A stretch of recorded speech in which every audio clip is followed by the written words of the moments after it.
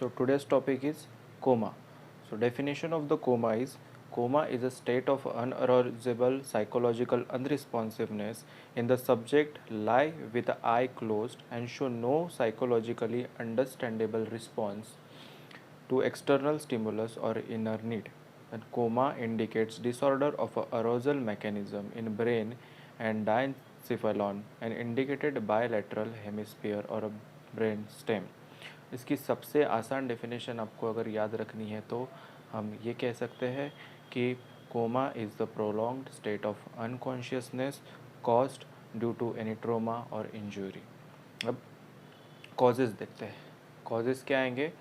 तो फर्स्ट है brain stem lesions, इसमें infarction, tumour, trauma, meningitis, encephalitis या haemorrhages. Then second is cerebral hemisphere epilepsy, hydrocephalus, haematoma, oedema, infarction, haemorrhage, encephalitis, tumour, trauma. Third cause है metabolic abnormalities, that is diabetes mellitus, hypoglycaemia, hepatic, renal, cardiac और respiratory failure, and hypoxia, hypothyroidism, vitamin deficiency.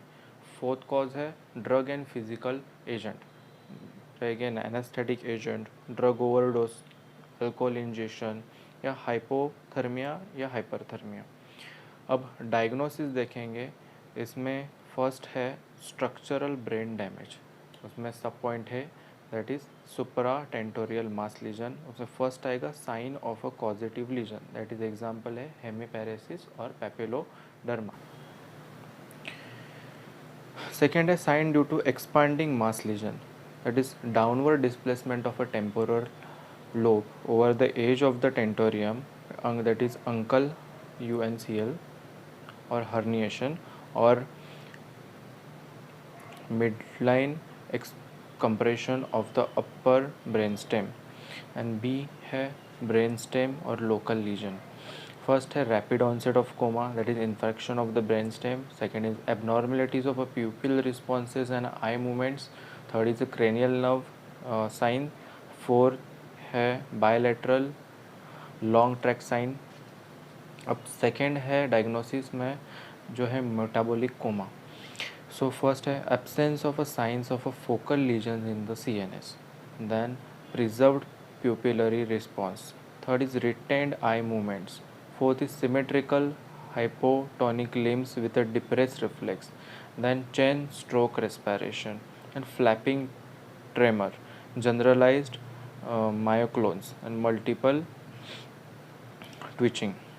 फिर देखते हैं इसका investigation में सबसे पहले आएगी हिस्ट्री में mode of onset abrupt loss of consciousness in a cerebrovascular accidents, epileptic states, rapid and in a period of a few hours, in some cases of intracranial hemorrhage. Then premonitory symptoms, that is absence of premonitory symptoms, that is primary intracranial vascular accident.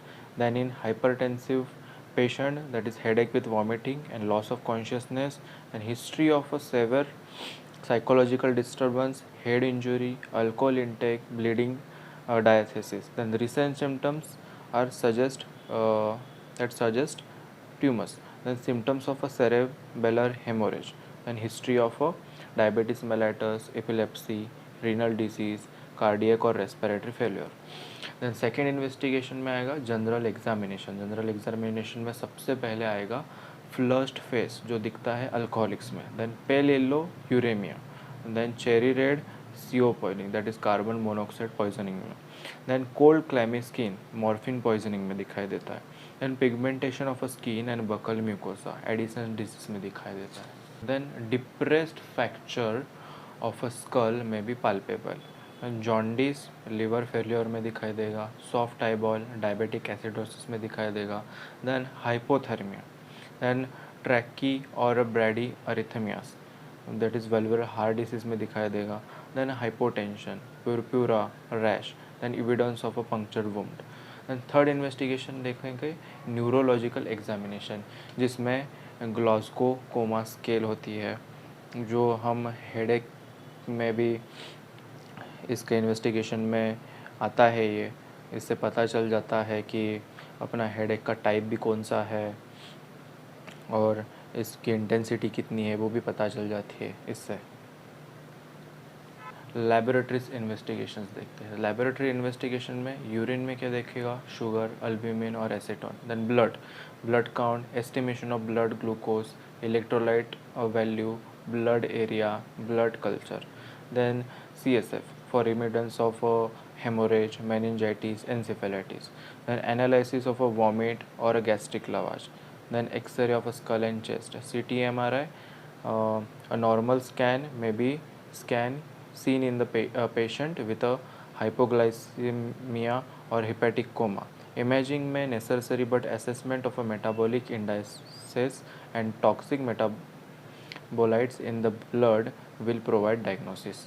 Then EEG में क्या दिखाएगा, hepatic encephalopathy, herpes simplex encephalitis और minor epileptic status.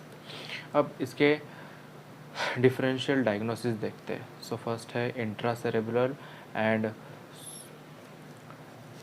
subarachnoid hemorrhage and thrombosis, embolism, hypertensive encephalopathy, terminal congestive heart failure, stroke Adams syndrome, leukemia, chronic renal failure, diabetes and hepatic coma. फिर coma की management देखते हैं। So first है removal और control of the cause, that is gastric lavage and diuretics in a narcotic poisoning, removal of a patient to uncontaminated atmosphere and inhalation of a O2 and 5% CO2 in a carbon monoxide poisoning. Then second, ensure proper respiration. This may keep tongue forward, respiratory stimulants, that is doxapram and nicotinamide. Then third is ensure proper circulation, that is parenteral fluid, glucose, saline, plasma, blood transfusion, and vasopressor drugs like dopamine. Fourth is care of a bowel and bladder, indwelling catheter, saline or a soap enema, and care of a skin, frequent change of a position in a bed, alcohol and spirit rub and powdering of a skin, and care of a mouth, and control of a secondary infection with antibiotics. And 7, neurological intervention if coma progression raises the possibility of a herniation. Thank you.